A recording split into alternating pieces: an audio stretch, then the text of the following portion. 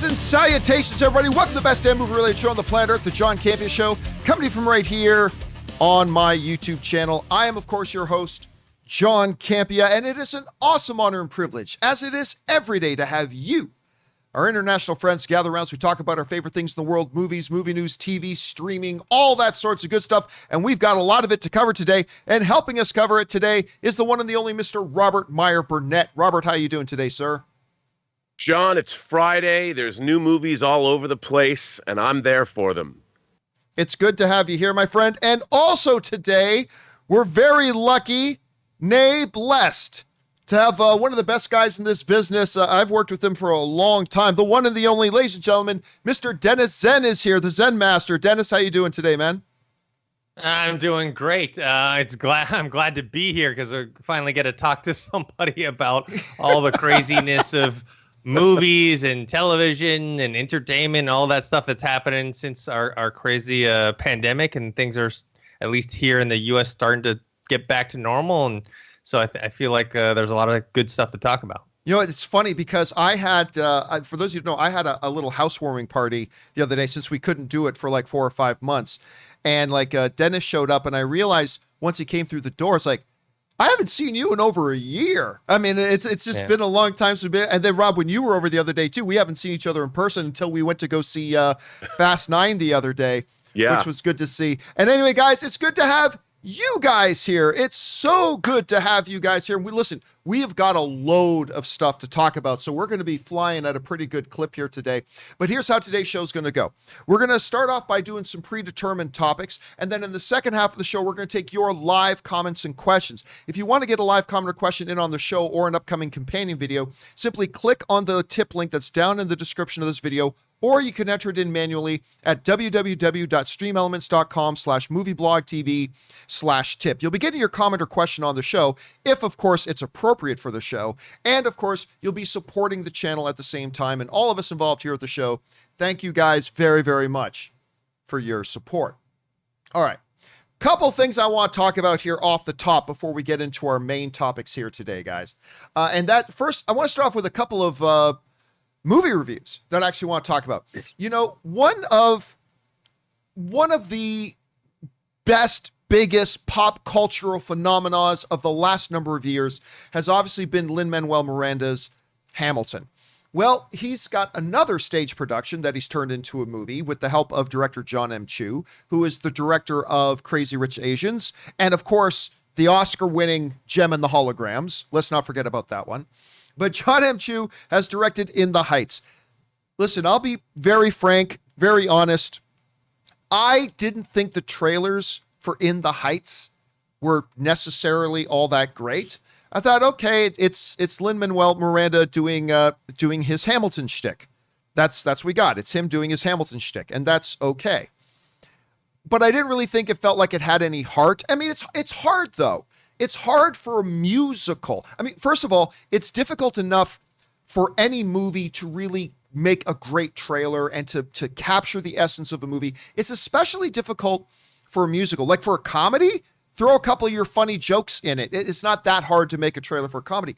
For a musical to really capture the essence of it, it's difficult. So I wasn't tremendously impressed with the trailers. But my wife, Anne, has been tremendously excited about In the Heights. So she wanted me to go along with her last night, and I did. And oh my God, it's wonderful, guys. It's wonderful. I mean, don't get me wrong. It's not Hamilton. Okay. I'm not saying it's Hamilton, but the music of it, the culture in it, the heart of it. And you know, what's really interesting? You find very, very few movies like this. It's a movie with no villains. Like there's no bad guy. There's no antagonist.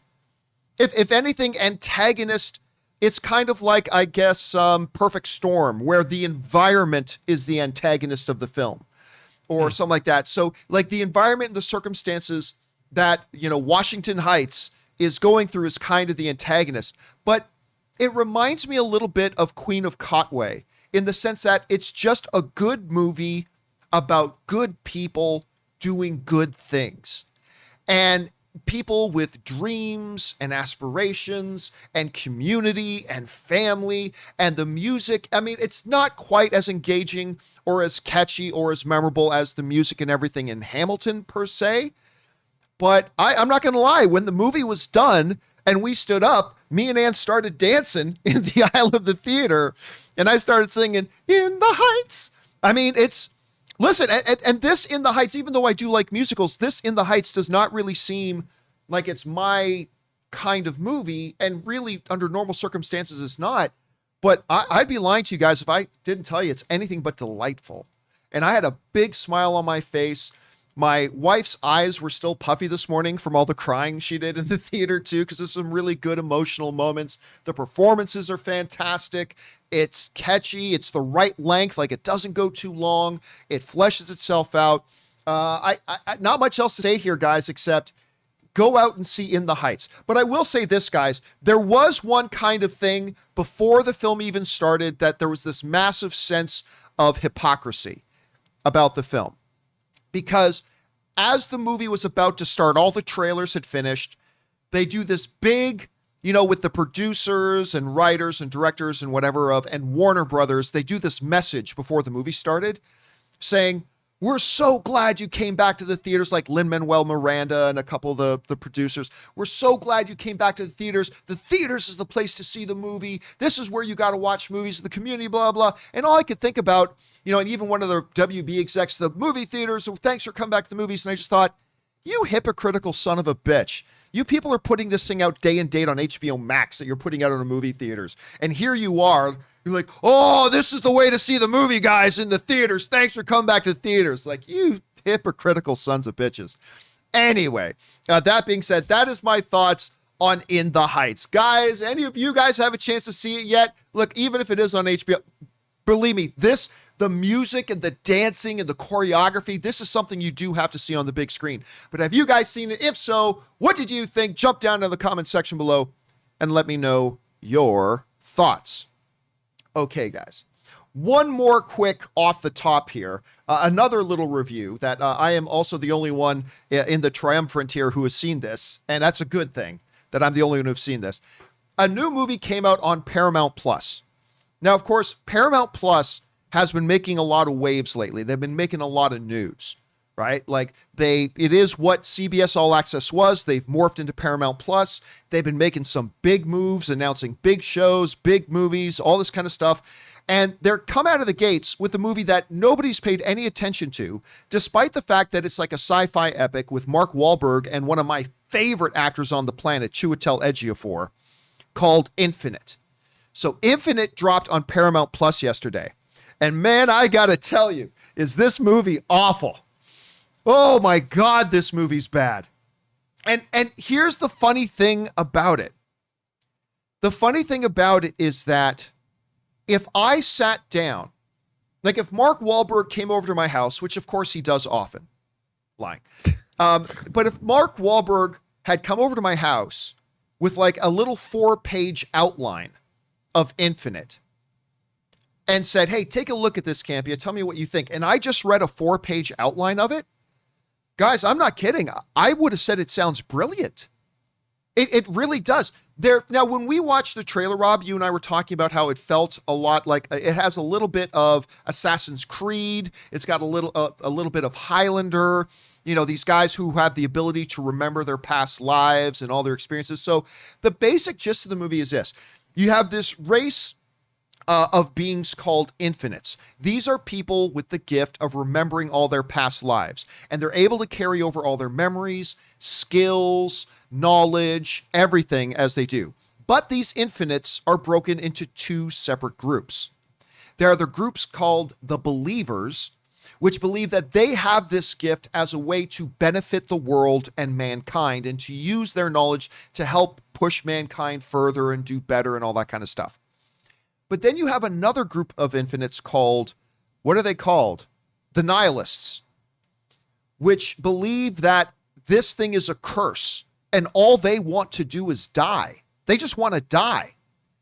And it's because they can't end, because as soon as they physically die, they come back to life. So the nihilists have come up with a device that will wipe out all life on Earth. Because if there's no life on Earth, you can't be reincarnated. And that's all they want. They've lived 1,000 lifetimes and they just want to die. And so there's this one guy who is the leader of the believers, who is, of course, Mark Wahlberg. But in this life, he hasn't been able to remember his past lives yet, which is what you kind of get from the trailer. Chiwetel Ejiofor in this is great. Chiwetel Ejiofor always delivers no matter what. And so he plays his role to perfection. I mean, it's crazy. It's like if this was a better movie, it might even be an Oscar contending kind of performance that he gives. The dynamic between him and Mark Wahlberg isn't bad. But the problem is the dialogue throughout this entire thing was cringy. Like absolutely cringy. Like every time they talked, especially Mark Wahlberg. And again, I'm not pinning this on Wahlberg's performance. It's the dialogue he was given. But the dialogue was absolutely atrocious and terrible. It made every scene in the movie feel like a joke and unbelievable. And it honestly felt like this was a great idea for a movie that they just couldn't execute and they just couldn't deliver on. And it's really unfortunate. Now, I'm not going to sit here and say avoid Infinite at all costs, because like I said, the basic idea of the movie, while it is things we've seen before, for sure, I'm not saying it isn't anything we haven't seen before, but it's really it's a nice package. It's just badly executed. And unfortunately, it ends up being a little bit of a waste of a time. But I don't know. If you want to check it out, go and see it. Question is for you guys. Have you seen Infinite on Paramount Plus? If so, maybe you enjoyed it. That's the beautiful thing about movies, man. It's all subjective. If so, tell me your thoughts. Jump down to the comment section below and let me know your thoughts. Okay, guys. With that stuff down and out of the way, let's now get on to our main topics today, shall we? And how do we select our main topics here on the John Campea Show? Well, it's really rather simple. You see, you guys come up with our main topics. Whenever you come across a big topic, issue, or story that you think we should have as a main topic here on the John Campea Show, just go anytime 24/7 over to www.thejohncampeashow.com/contact. Once you guys get there, you're going to see a form. Fill it out with your topic or question. It's totally free. Hit submit, and then maybe, just maybe, you might see your submission featured as a main topic here on the John Campea Show. With that down, let's get into main topic number 1. And our first main topic today gets submitted to us by Ryan. And Ryan writes, "Hey, John, James Wan has officially revealed that the Aquaman sequel will be called Aquaman and the Lost Kingdom. I really enjoyed the first Aquaman and felt it was just what the DCEU needed at the time. I cannot wait to see how this journey continues and how the Lost Kingdom will pan out. Thoughts?" All right, thanks a lot for sending that in, Ryan. And yeah, listen, Aquaman is, it's a great kind of milestone in the DCEU. It was the first movie in the DCEU to actually break that coveted $1 billion mark, which caught me by surprise. Because I always knew, you guys have heard me say this before, but I always knew Aquaman would be a hit. I knew it would do well. I knew it would be profitable, but I never thought it would hit $800 million. Like somebody once suggested, oh, that movie's going to hit 800 million. I laughed at that. I said, hey, listen, it's going to make money. It's going to be successful. It's not going to make 800 million. And it went on and made $1 billion, which is great. So obviously they're coming back and they were going to do another one. This one comes to us from the folks over at the Hollywood Reporter, who writes, James Wan has unveiled the title for his upcoming Aquaman sequel. The film would be called Aquaman and the Lost Kingdom. The filmmaker revealed on Thursday. The upcoming project stars Jason Momoa as Aquaman with Amber Heard as Mera and Patrick Wilson. This one I wasn't sure about before. Patrick Wilson is coming back as Orm, and I really did like Patrick Wilson as Orm in that. The question that I have, guys, is it's great that we get a title right now, but the question I have is, what is the Lost Kingdom? Because in the first Aquaman, it was almost like, correct me if I'm wrong, but wasn't like the kind of Lost ones, wasn't that the trench? Like, isn't that kind of like the kingdom that kind of fell off the radar and then they turned into all the sea monsters? And we know James Wan had a trench movie that he wanted to do, but then recently Warner Brothers announced that they pulled the plug on that. So I don't know, is James Wan kind of wrapping that in there? Anyway, Rob, you hear about this, The Lost Kingdom. What are you thinking we're going to get out of this? And do you think there's any meaning to that title right now? Well, you and I saw Aquaman together, and I was very enamored of the movie. I liked how it leaned into the high fantasy of all of it, and I was surprised after seeing other DCEU movies how it really embraced. It was pretty wacky, and I love that wackiness. So I'm really excited to see where they go, because I can only imagine it's going to get wackier still. But the idea of a lost kingdom, come on, man. Who doesn't like lost kingdoms? I mean, it's such it's almost a foundational fantasy trope, the idea of a lost kingdom. So to me, I'm there for it, man. If there's new creatures, new mermen, new something, and they find it, which I think, John, I don't think it's probably a spoiler to even say that I'll bet they find a lost kingdom in the movie. I'm in, man. Count me in, because I really did enjoy that first Aquaman film. So how can it not be good? James Wan has actually got a great track record when he directs sequels. Yeah. So and I still remember when you and I came out of that theater, man, I'm like, hey, that was pretty good. And you're like, no, dude, that was great. You loved that first one a lot. Anyway, Dennis, they're moving forward now on Aquaman 2. It looks like Amber Heard, which we did know, but, Orm is going to be back. The title, The Lost Kingdom. What are your thoughts when you read this? Yeah, I mean, obviously the title, The Lost Kingdom, the first thing I think of is Atlantis. Is it going to tie into the myth of Atlantis at all? I mean, I'll be honest with you. I wasn't quite as enamored with Aquaman as you two. There's parts that I enjoyed about it, but there was like overall, I don't think I came away with it being like wowed or anything like that. But it was very successful. It made, like you said, over $1 billion. And I am looking forward to it. I know James Wan had said that he was going to take a more serious tone with the movie. So maybe it's not that I need my comic book movies to all be very serious, but maybe that approach to it may be more my speed. I'm not too sure, but I think possibly, the idea when they announced that Trench spinoff, I wasn't sure, like, are they really going to sink a lot of money into investing into I this? thought that sounded weird film? too. Like we always thought that's an odd choice. Yeah.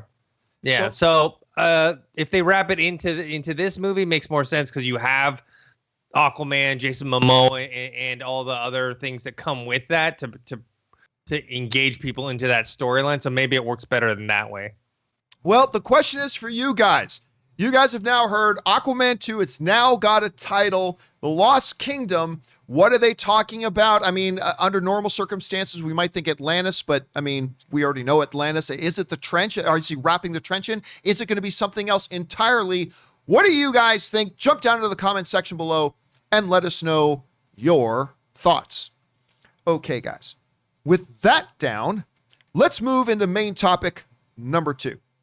And our second main topic today gets submitted to us by Austin McCulloch, who writes, "Greetings, John and crew.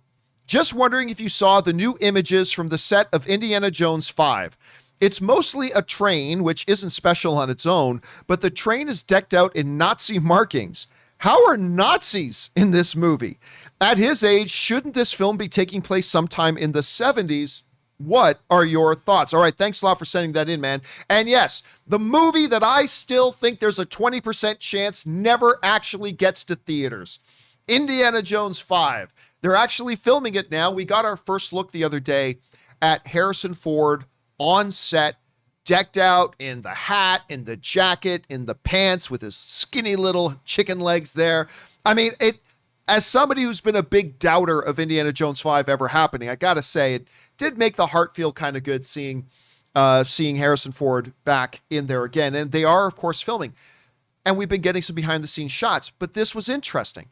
There came a shot with a bunch of Nazi symbols, which raises the question, wait a minute, how on earth are Nazis in this? This comes to us from the folks over at Screen Rant, who writes, it's currently unclear how the Nazis will fit into Ford's final outing as Indy, though a number of other set photos have hinted towards a story that might involve multiple timelines and flashbacks.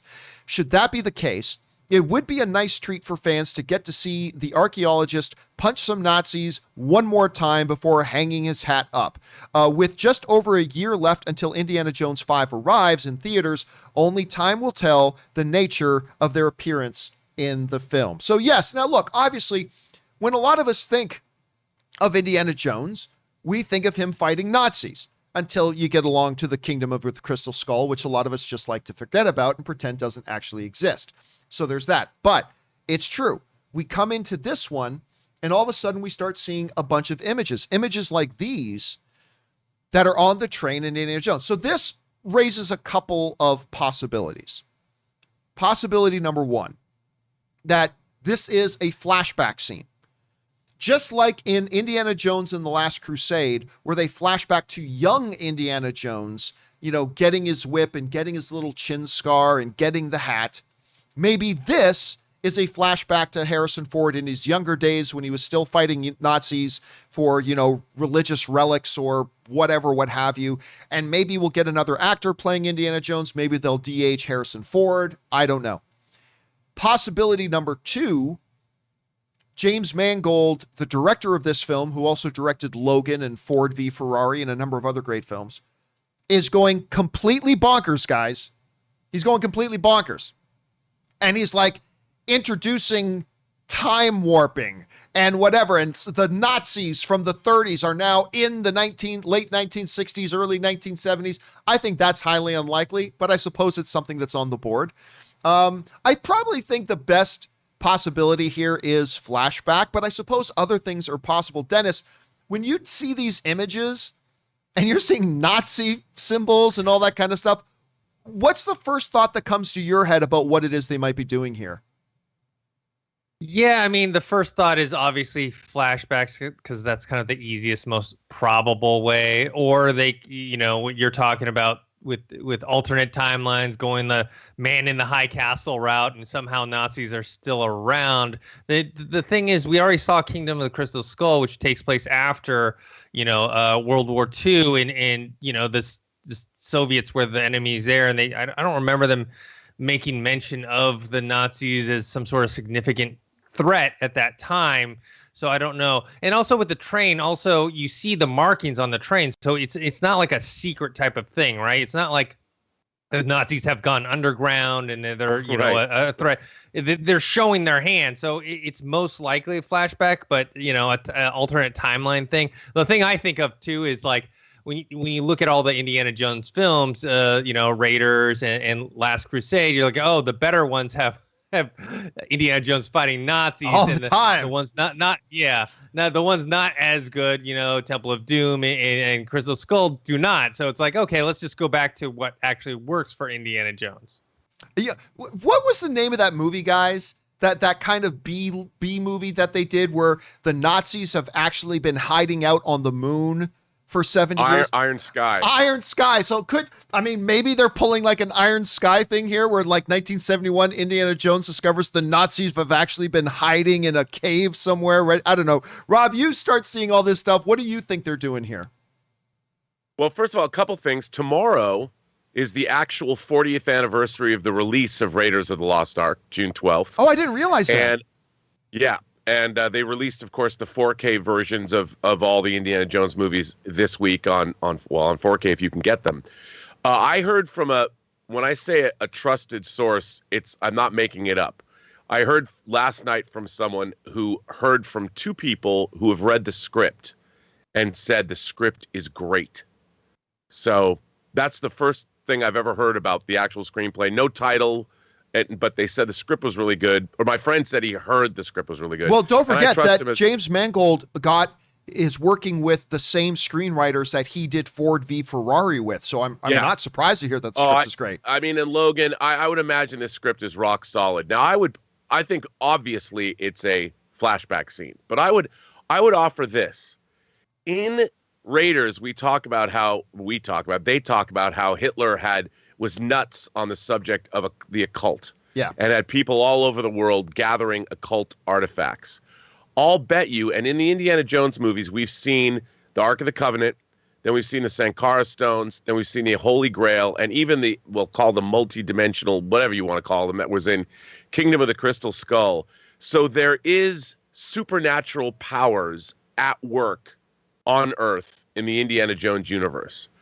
I bet that whatever's going on in this movie ties all of this together. And there was something that the Nazis did that has maybe to ensure their power would manifest itself later. It was kind of like a fail-safe. There is some kind of tremendous supernatural, mystical, I don't know how they're going to, but it's going to manifest itself now in the present day. And it's almost like a ticking time bomb that they instigated in the 30s or the 40s, maybe because the fall of Berlin was imminent. And we don't know what that is, but it's something that's going to resonate throughout the decades. And this is going to be the culmination of all of that, what the Nazis started. And maybe Mads Mikkelsen's character is somebody in the present, Indiana's present, whether it's the 70s or the 60s or whatever, to shepherd whatever it is the Nazis planned, whatever supernatural bomb they planted to resurrect the Reich. But going back to Crystal Skull, what if it's aliens, Rob? What if we find out the Nazis were all aliens all along? I don't think they're going to go that way, because I think knowing Mangold, I think he's going to bring it back down to earth. But the Indiana Jones movies have always said, yes, the supernatural exists. God exists, because the Ark, the Sankara stones, the Holy Grail exists. So I think there's something we haven't seen yet, which is what's going on in this movie. And I got to tell you, man, I'm pretty stoked for it. After seeing those pictures of Harrison Ford riding a bike in England, just working out, that guy's as yoked as a 78-year-old man could possibly be. Yeah, he looks great. He's always kept himself in tremendous, tremendous shape. He's always done a really good job of that. Man, he's swole. Question is for you guys. What do you think about this? We got pictures coming out of Nazis in the Indiana Jones 5 movie. What do you think they're angling here? Flashback? Something, a little bit of a change up of history thing? What do you think they're doing? Jump down into the comment section below and let us know your thoughts. Okay, guys. With that down, let's go on to main topic number 3. And our third main topic today gets submitted to us by Jao Edits, who writes, "Hey, John, great news.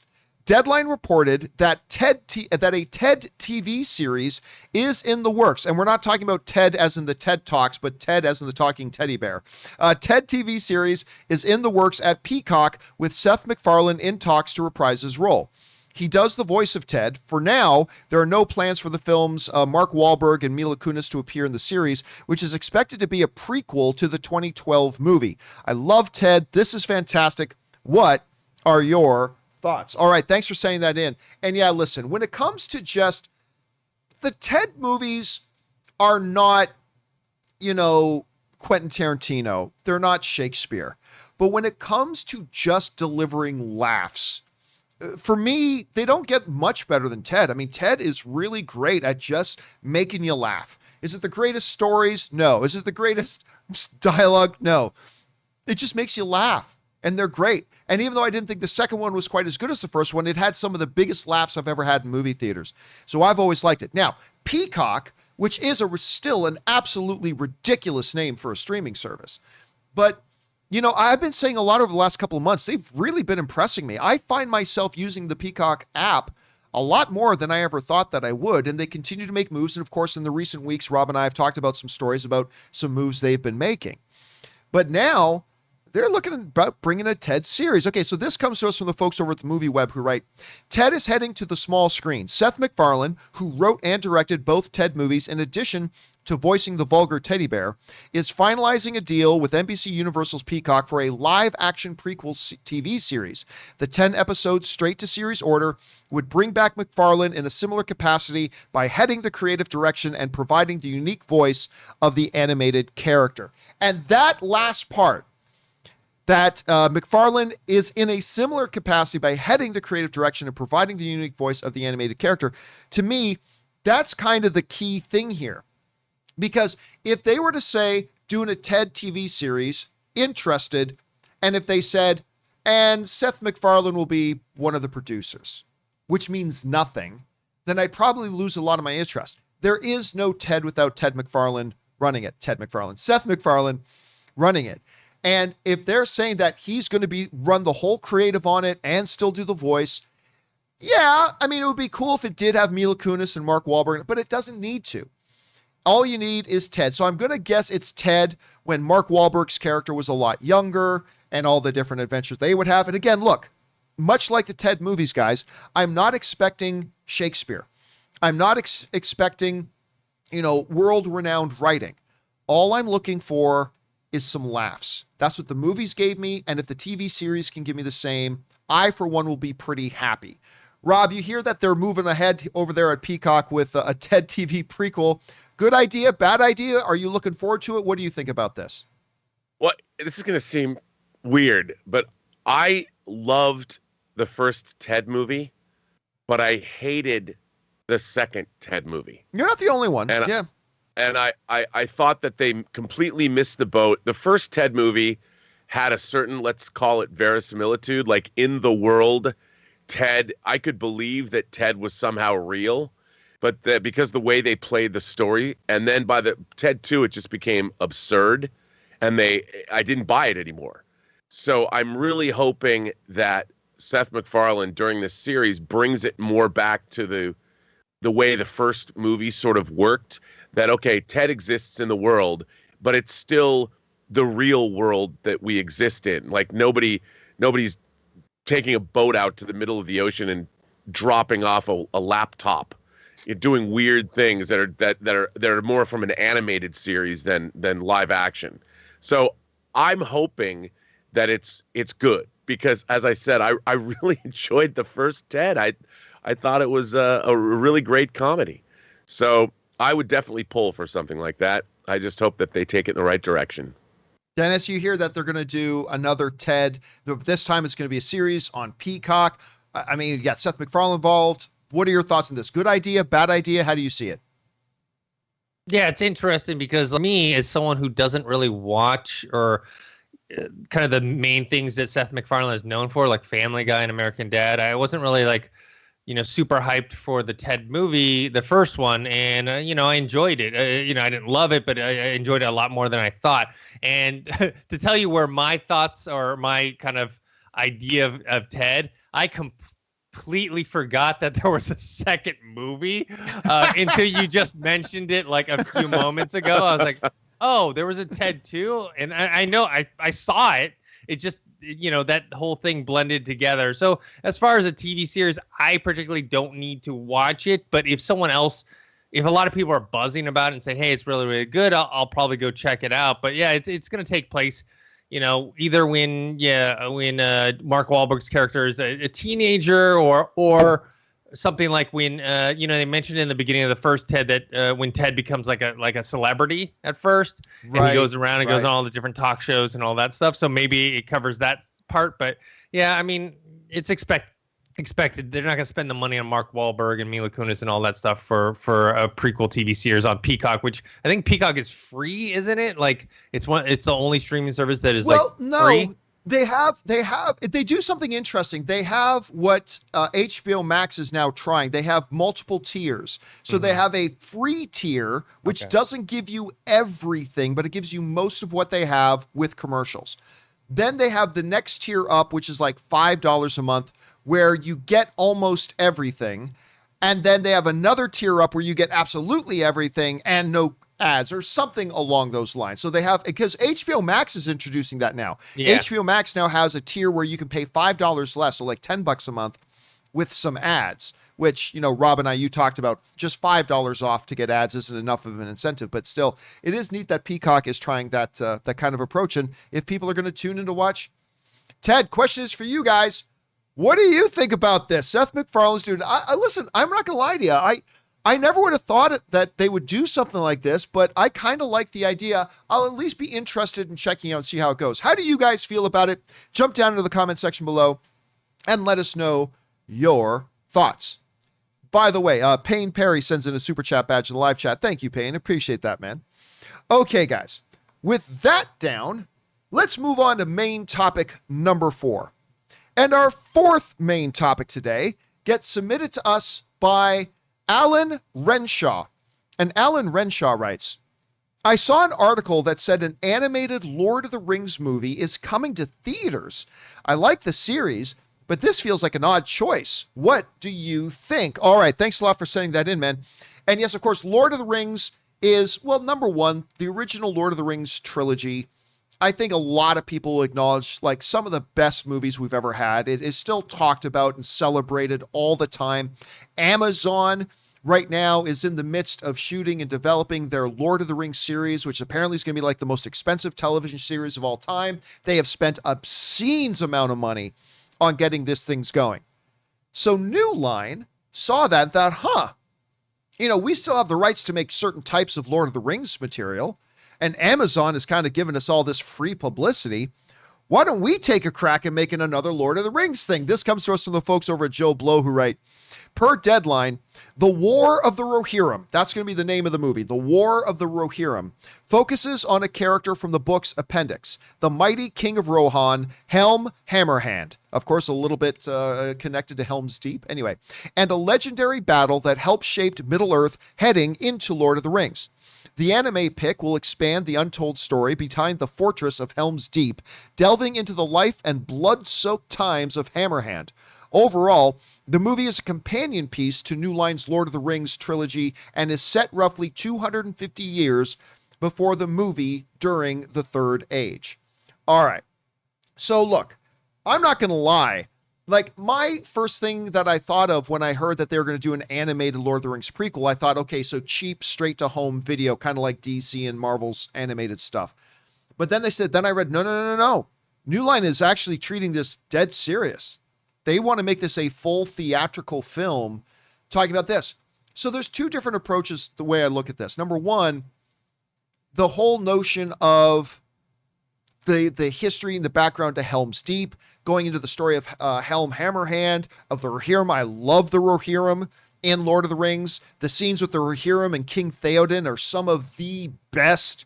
Like, you guys know. You guys know, right? Like one of my all-time favorite lines, like chest-pounding, grr moments, like you feel the blood of a man in your veins. When you see it, it's like when Strider comes running in, it says, the torches have been lit, Gondor calls for aid, and Theoden, with that manly look on his face, says, and Rohan shall answer. I literally want to jump up out of my chair every time I hear that guy say that. So going back into the history of the Rohirrim, to me, is a great idea, and I'm all on board.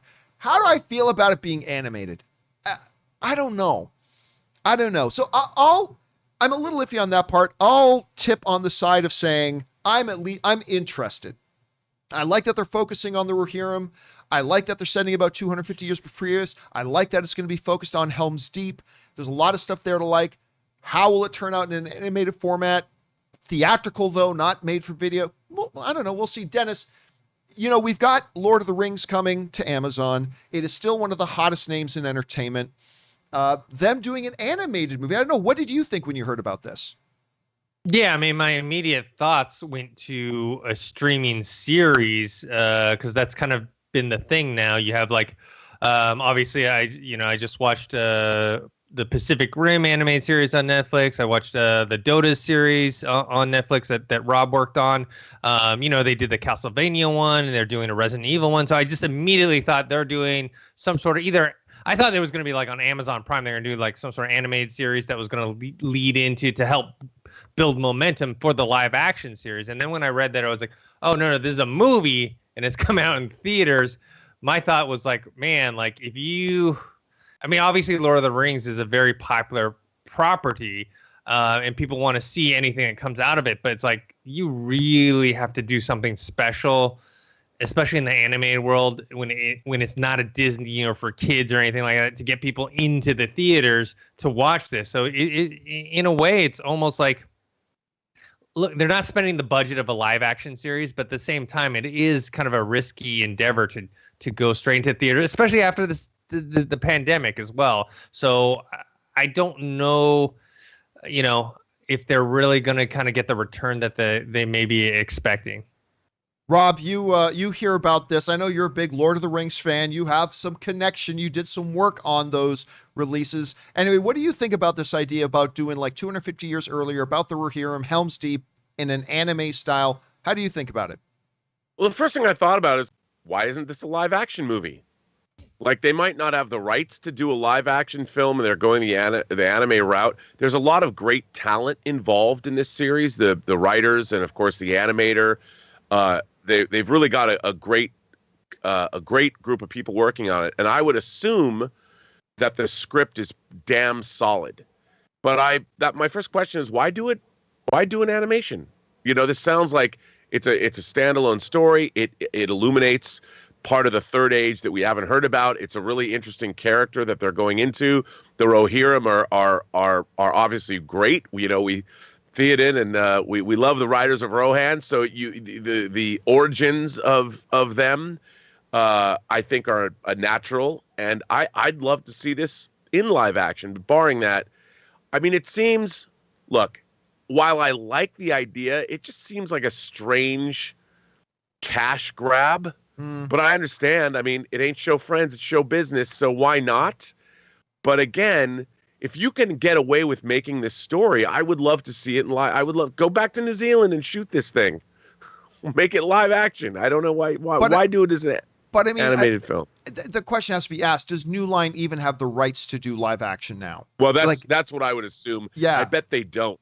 So there's that and cost. Because they're not doing this in 3D CG animated style that would cost like $200 million to make. Right. I mean, so and to do something like this live action would probably be $250 million plus by today's standards, versus what are they going to spend on this? Maybe $50 million bucks. So it's a lot less of a thing in two. But I agree with you though. Like, personally, I would like to see this. I want to see this in live action, but if all we're getting is the animated one, well, let's give it a shot and see how it turns out. Question is for you guys. What do you think about this idea? A full straight-to-movie theaters anime-style Lord of the Rings set 250 years before the events of Lord of the Rings, focusing on the Rohirrim. It's a neat-sounding concept. Will it actually work out? What do you guys think? Jump down into the comment section below and let us know your thoughts. Okay, guys. With that down, let's move on to main topic number 5. And our 5th main topic today gets submitted to us by Jack Dries, who writes, "It looks like The Good Place has become The Marvelous Place. Jamil, known for her presence on shows like NBC's The Good Place, TBS's The Misery Index, and HBO Max's Legendary, will join the cast of Marvel's She-Hulk. I am very curious to see what she will bring to the table. According to sources, she will be playing the supervillain Titania. What are your thoughts?" All right. Thanks a lot for sending that in, man. And yes, Jameela is, I mean, look, the only reason I know who she is because I don't watch those other shows. I've seen commercials for her with that, but my wife Ann was absolutely obsessed with The Good Place. Like, absolutely obsessed with that show. And so I watched a lot of it with her. And Jameela is great in it. I mean, straight up, she's really delightful. Her character is fantastic. Now, I don't know, since I've only ever seen her in The One Thing, I don't know how good of an actress she is. Like, never judge an actor, good or bad, by only seeing them in one role, because you never know. But I did love her in this show. She's got an incredible beauty. I love her voice. And I think this is really cool to hear that they've been added. Obviously, my wife Ann was very excited that she got added because she's a big Good Place fanatic. It is neat to seeing this thing's rounding out. Of course, She-Hulk is now shooting. getting ready to make its debut on Disney Plus. This is still one of those properties, Rob, back at the last D23, which feels like it was like, what was it, 2.5 years ago now? I can't even remember how long ago the last D23 was. It feels like a lifetime ago. But I was there in the auditorium when they made the announcement of She-Hulk. It is one of the ones that really did kind of surprise me. And I'm not really usually a fan of derivative characters. Like, you got Flash, so you got Kid Flash. You got Superman, so you got to have Superboy. You've got Batman, so you got to have Batgirl. You got Hulk, so you got to have She-Hulk. I mean, I'm not usually a fan of these derivative characters, but the casting on this has been incredible. Finding out that Tim Roth as Abomination is coming back, which I've been screaming for Marvel to bring Abomination back because they left him alive for a reason. This is really shaping up kind of nice, so it's kind of cool. Dennis, I don't know if you ever watched The Good Place at all, but what do you think about this casting coming together, and what are your thoughts overall on She-Hulk, and where's your anticipation level for it right now? Yeah, it's funny because, no, I haven't seen The Good Place, so I haven't seen Jameela act before, so I don't know too much about her. And I'm like you, where I don't like these characters that are like spin-offs of existing ones, in terms of like taking their brand name and just adding like a boy, girl, man, whatever, dog type of thing to them as well. But the reason why I'm actually looking forward to She-Hulk is one, Tatiana Maslany, who's a great actress and has a way about her. I'm interested in seeing her in that role. And second, that what Marvel is doing with their Disney Plus shows is that each show is, look, it follows some of the MCU kind of formula, but at the same time, they've been kind of diverting into the types.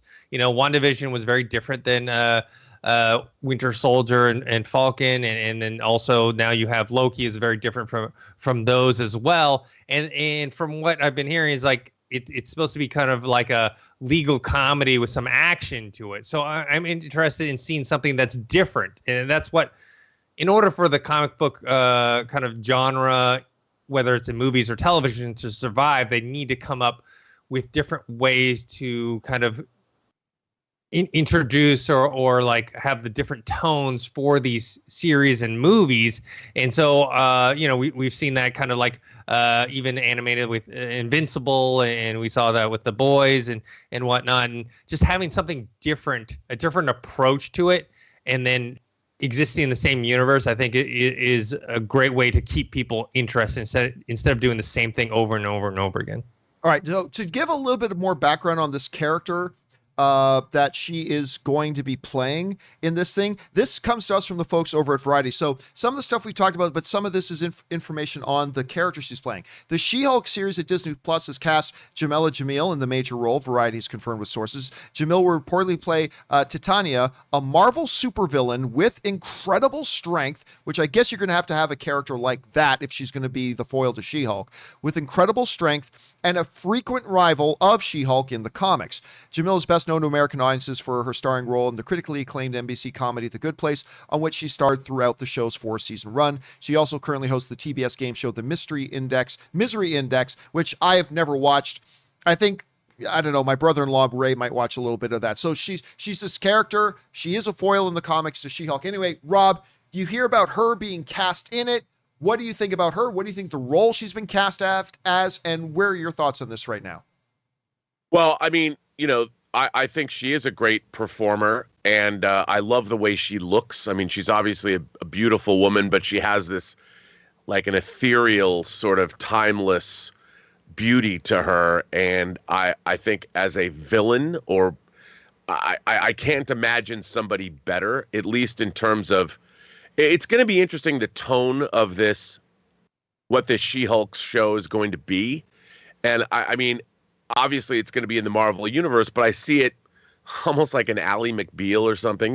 We've talked about that before. And I think she's got great comedic chops.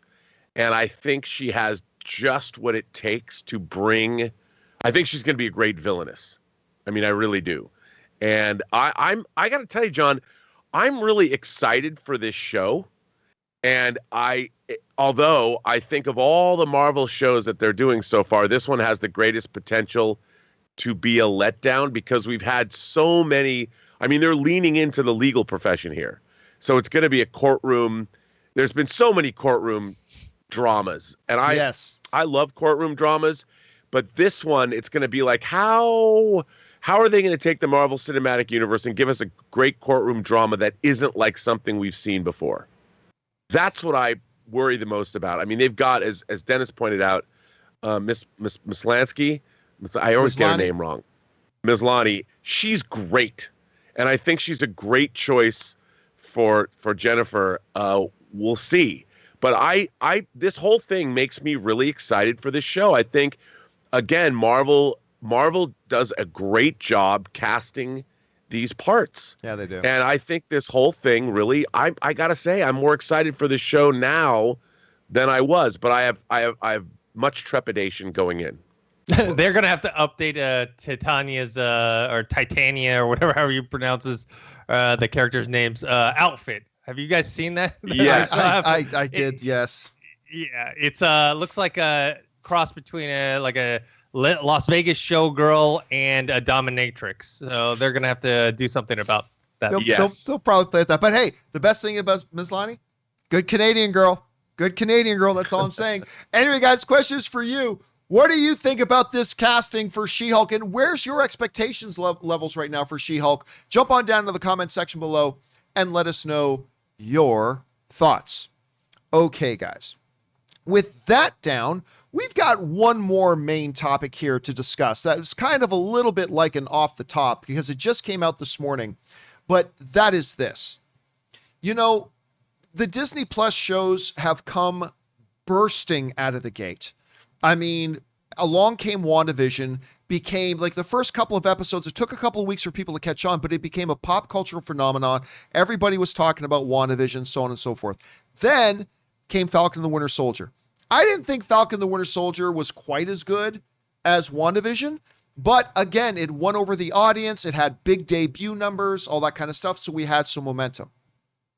Well, then you come along with Loki, who is, aside from Cap and Thor, might be my third favorite character in all of the MCU. I have loved the Loki character ever since the first Thor movie because he was so complex. He's not a straight up villain. He's a guy where all he's really ever wanted was the approval and respect of his father. He just wanted to look good in his father's eyes, and he's done a lot of terrible things, the way of doing it. And then we came into the Loki series, and we knew the Loki series was going to be big, but apparently, according to the reports, that for Marvel right now, more than WandaVision, more than Falcon and Winter Soldier, the Loki debut had the biggest numbers that they've had so far. Now, this comes to us from the folks over at Joe Blow. Now, the numbers they're getting is from Samba TV. They're like the Nielsen ratings. You know, Nielsen would have like, what was it, like 500,000 households that they would measure across the U.S., and that became the sample size that they extrapolated for the thing.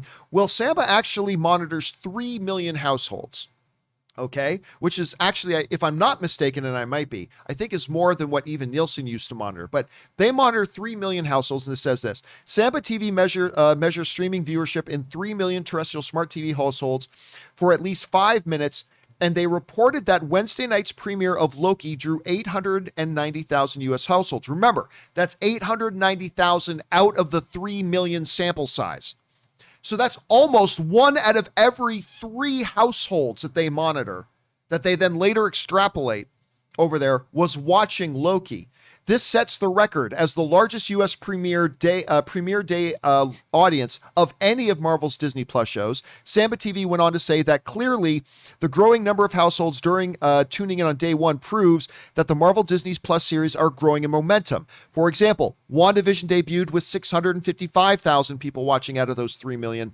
Falcon and the Winter Soldier took a big jump up to 759,000. And then, of course, we had an even bigger jump with Loki, reaching almost 900,000 out of the 3 million that they monitor, which basically means by their sample size, they're saying close to 1 out of every 3 American households tuned in to watch Loki.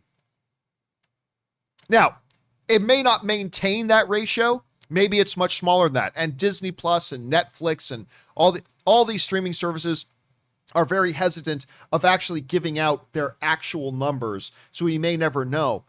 But the question here that I have for you guys is, okay, Falcon and Winter Soldier took a bigger jump. I expected that because, it looked like the more traditional action-packed kind of Marvel thing. I did not know how Loki was going to debut. I know I was super excited about it. I didn't know otherwise. So, Rob, let me ask you this. Are you surprised to see this jump in numbers, number one?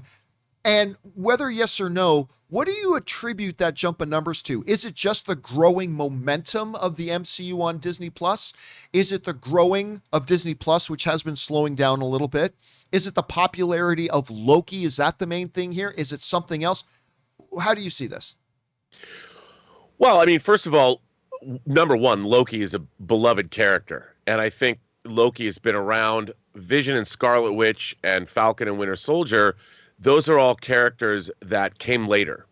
Whereas Loki is really a foundational member of the MCU.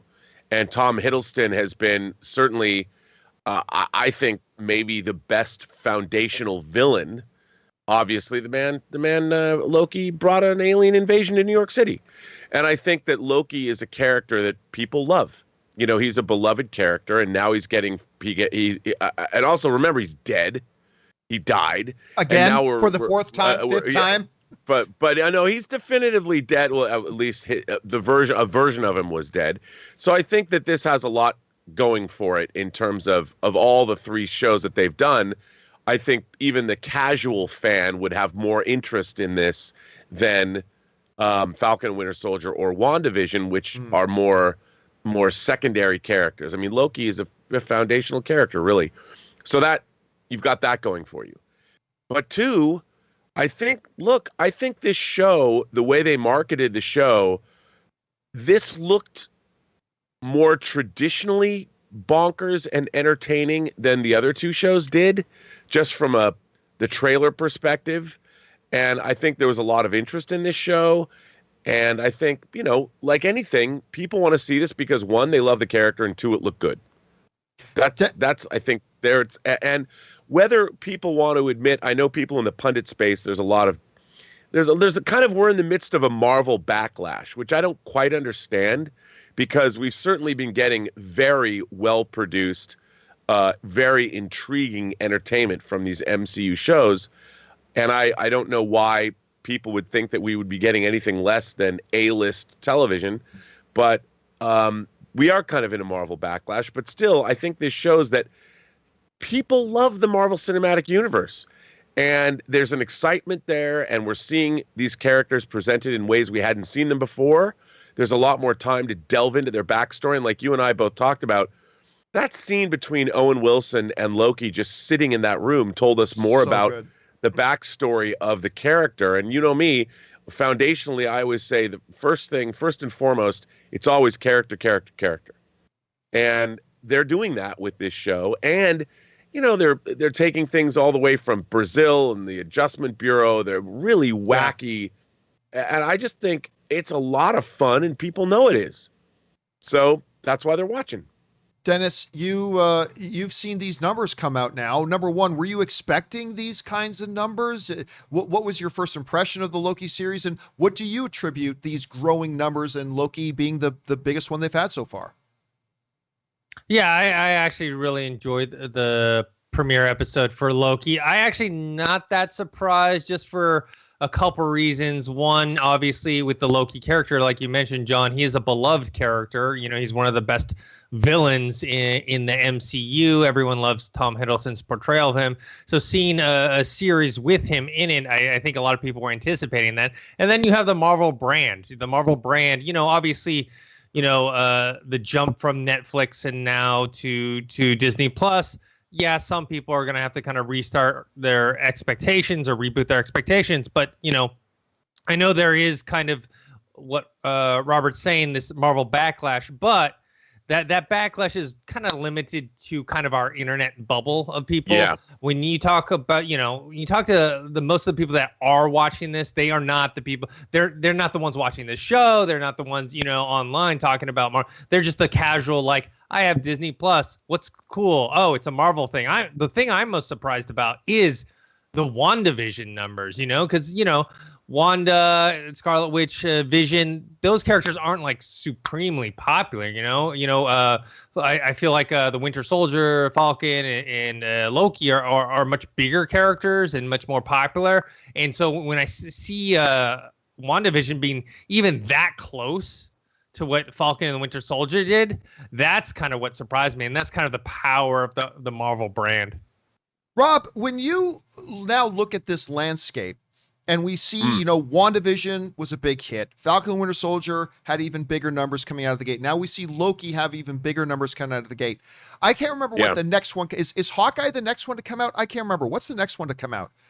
I think it's either Miss Marvel or Hawkeye. It's probably one of those two. But at any rate, do you see this as a trend continuing? Like, do you think like whichever the next one that's coming in, and I'm sure, some people in the live chat like Alex and DB are saying, what if? Yeah, I'm not really counting what if, to be honest with you. But the guys are saying... that's an animated series, so... Yeah, but the guys in the live chat, Maranta and Michael Gonzalez are all saying that Ms. Marvel is the next one up. So do you expect to see that momentum continue and Ms. Marvel being an even bigger debut than Loki? Or do you think, hey, hold on a second, time out. We've known Loki for 10 years. Ms. Marvel is going to be a brand so do you expect to see the numbers drop for that? How do you think that's going to play out? Well, I do expect to see the numbers drop for that because Ms. Marvel is a teenager. It looks like it'll be their first young adult series.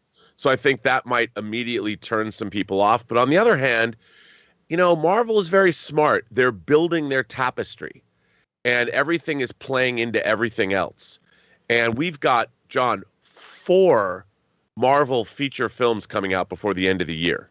Yeah. Obviously, we've got Black Widow, we've got Shang-Chi, we've got Eternals, and we've got Spider-Man No Way Home, in addition to all of this. And I think the excitement for these shows, we hadn't had anything Marvel in almost 2 years, and these shows are really percolating along, and they're delivering very high-quality televised entertainment. They're really pretty much indistinguishable. It's not like you're watching Agents of S.H.I.E.L.D. where you're like, well, this certainly doesn't have the budget. These Marvel shows are just as lush and beautifully produced as their films are.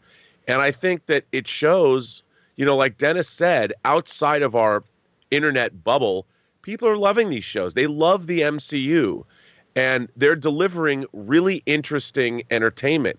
And overall, I think these shows are delivering the goods. And if they continue to do that, I still don't think Miss Marvel's going to have the numbers. They're not going to put up the numbers that Loki has. But maybe with, we go right from Loki. Loki ends and Black Widow is in theaters, and it's that excitement just going to keep carrying through till the end of the year. And we'll see. I think we're riding a huge Marvel wave that is just going to pick up steam as it moves us to the end of the year. Dennis, let me ask you this. With the success now that Loki is having, and by the way, guys, episode 2 is even better than episode 1. I cannot wait for you guys to see it. But with Loki now having the success that it is, we look down the road a little bit. The aforementioned Ms. Marvel, Hawkeye, She-Hulk. We've got Armor Wars coming, which is going to focus a lot on War Machine. We've got, of course, Moon Knight that Rob is very, very excited about. And I'm sure there's a couple I'm forgetting of right now. Dennis, as you look at that landscape, if you had to pick one out of those series that we have coming up, She-Hulk, Ms. Marvel, Armor Wars, Moon Knight, and a few others, if you had to pick one that you thought could be the one that actually debuts with bigger numbers than even Loki did, which one do you think that would be? Yeah, I definitely think it would be Moon Knight, with Oscar Isaacs playing that title role. What's interesting about these streaming series is that all of these are kind of these one season. Like, I don't think, have they announced any of these things being longer than one season? And so eventually they may get to a point where they're like, okay, now which new character or new property are we going to tackle? I know Marvel has a ton of characters, but at some point you want to kind of come back to one of these things, and what's going to be the one that sustains the longest. I do believe Miss Marvel will probably not do as well as Loki, just because not as well known a property. I think it still do pretty well. I mean, the character was featured in the Marvel's Avengers game that came out prominently recently. Featured. Yeah. And so I do think that her character is probably, for me, she was never a character that I was like hugely invested in. But then I have to remember this, like, and I got reminded of this with Into the Spider-Verse, because I'm obviously an older guy who was raised on Peter Parker Spider-Man. That's my Spider-Man. And there's a lot of people from the younger generation that Into the Spider-Verse may be the first Spider-Man movie that they ever seen, or one of the first ones that they've seen, and Miles Morales is their Spider-Man. So maybe Miss Marvel is a much more prominent character in other people's lives, just not necessarily mine. So maybe that may get the numbers up higher than I expect, but I don't think it's going to beat Loki. Yeah, I refer to my wife a lot, but Anne, she's read everything Miss Marvel. I mean, she was the one that actually made me aware of Miss Marvel, because she started collecting those things right away. Anyway, guys, the question is for you at home. What do you think about these numbers we're seeing coming out of Loki debut? It is the biggest one they've had so far. Are you surprised? Are you not surprised? Do you think this is going to be a trend we continue to see growing? What do you guys think right now? Jump down into the comment section below and let us know your thoughts. Okay, guys, with all of that down, let's now move over and start taking some of your live comments and questions that you guys have been sending in. And we're going to start things off here with, what are we doing here? We're starting things off with Buck Odie, who writes, "Hey there. The desert scene," I'm assuming you mean in Loki, "the desert scene reminded me of the Mandalorian virtual set screens. I wonder if they use the same technology for Loki. Have a good show and happy Loki days ahead." Well, actually, guys, that's a good question, because we've heard several of the upcoming shows on Disney Plus where the actors have said, "Oh, we're going to be using the," I keep forgetting what they call that stage. Stagecraft, or that was what they were calling it. Yeah, that's the art of it, but they actually call it something like in the behind the virtual production. Virtual production. But they call it's the something. The volume. Thank you, JW. Yes. Yeah. JW in the live chat threw that in. The volume. We've heard, and Gurish and a couple of others have said that in the live chat as well. Thank you, guys. So we've heard some stars of upcoming Disney Plus shows saying, "Oh man, we're going to be using the volume, the volume." I can't remember hearing if Loki used any of that, but I certainly wouldn't be surprised. Rob or Dennis, have either of you guys heard about whether they used the volume for Loki or not? Because I just haven't. I wouldn't be surprised if they did. I just haven't heard if they did. Go ahead, Dennis. No, I haven't heard anything. Well, I would assume I feel just like our viewer did, that they absolutely use that technology for the Gobi Desert, or the Gobi Desert, because they didn't shoot that exterior somewhere. They shot it in the stage. And I'll tell you what was a sort of a telltale sign for me was, you see the guards, the TVA, when they come out, you see their feet on the ground, and it's not real sand. Oh, it's if you look, there are things. I mean, it still looks great because they have ground that looks like sand, but they don't they're not putting a bunch of. It looked like the ground was pretty solid there, but that's okay because look, that's stagecraft technology as opposed to using blue screen, or green screen. It's a way of doing things very quickly and much cheaper, and I thought it still looks great. And we're going to see a lot more of that in these shows, because remember, half the Marvel Cinematic Universe, when they're in buildings and sets, they're on green screens, and it's all set extensions anyway. So this is just yet another tool that's going to help them. They'll be able to show you much more diverse locations, take you to different places, and make the shows look a lot more interesting because they don't have to spend the money to go do location shoots. All right, next up. We go to Kevin B, who writes, "Can I just say the fact that we didn't see Flash's epic scene during the final battle in the theaters is just criminal. The music and visuals are just awesome thoughts." I mean, I like the scene. I like the scene very much, but the reality is I mean, if they had put it in theaters, not a lot of people would have gone to see it. I mean, look, it's all done in perspective, but really not a lot of people, I think, would have gone to see it. But it was a very good scene. I got to say it. It was a very good scene. I did like the way it looked. And listen, despite the facts that I'm very turned off of Ezra Miller personally, the fact that, he got caught doing what he did, not so much as a public statement or a public apology or anything like that. I'm very turned off from that. I still very much have enjoyed Ezra Miller's Flash on screen. I really do like his Flash. I know a lot of people didn't like his Flash.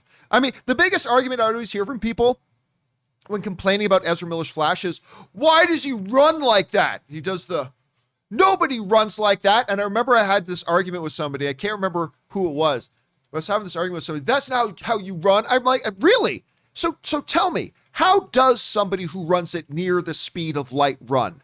Show me some examples of how somebody who runs nearly the speed of light runs, and show me that they don't run like that. I mean, I like Ezra Miller's Flash. Sue me. Anyway, next up, the Yellow Power Ranger writes, love the show. Thanks for everything you guys do. Oh, thank you, Yellow Power Ranger, for sending that in. I appreciate it. It's always nice when somebody wants to write in just to say something kind. Thank you, dude. Appreciate that. All right, next up, My Comic Planet writes, hey, John, I know you've been watching The Handmaid's Tale. I got to tell you, I love The Handmaid's Tale. I missed season 3 because I felt it was losing steam and haven't watched season 4 yet either. What is your quick review of season 4? And do you think I should go back and watch season 3 before jumping into season 4? Thanks. I'll say this.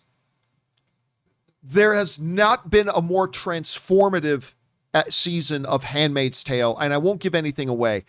But we have not had a change of gears. Something significant really happens in season 4 that kind of alters the trajectory of the show. And I'm all on board for it. I would say yes.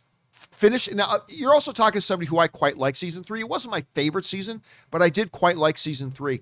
I would say yes, go back, get through 3, because it really does make what happens in season 4 even more profound. Guys, I'm not sure that any 3 of us have talked about this before. Have either of you guys been watching Handmaid's Tale? Oh, yeah. Oh, okay. So what would you say? Do you think you should go back and watch 3 before getting into 4? I would say it's kind of a necessity. Okay. Yeah, I would agree. You can't. Look, there's many plot threads and there's many. I mean, I don't know if I'm digging. I don't know if I haven't decided yet if Handmaid's Tale is a little past its sell-by date, but it's. I think you have to watch. If you're going to watch a series, you've got to watch all of it to see how it progresses and where the characters go.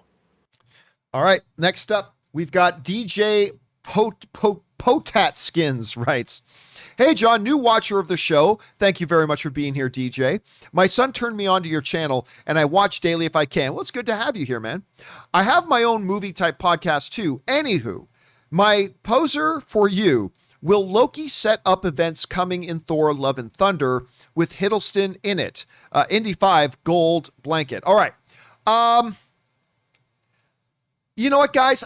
Here's my thought on this right now, and we've only had 2 series so far as our sample size, but so far, while there have been references to other things, it seems to me that both WandaVision and Falcon and the Winter Soldier both worked pretty hard at being very isolated and insulated, right? Like a lot of people, why didn't Spider-Man show up in the New York fight at the end of Falcon and Winter Soldier? Because it's not Falcon and the Winter Soldier and Spider-Man. It's Falcon and the Winter Soldier.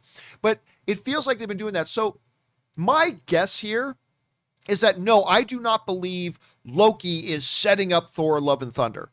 And I believe I've heard Tom Hiddleston say that he's not in Thor Love and Thunder. Now, of course, he could be lying. But then again, with all the leaked out images of behind the scenes stuff of Thor, I think we would have seen something by now. So I don't know, Dennis, do you think that Loki is going to set up the events of Thor Love and Thunder? It's going to roll right in there, or is it going to be something completely separate?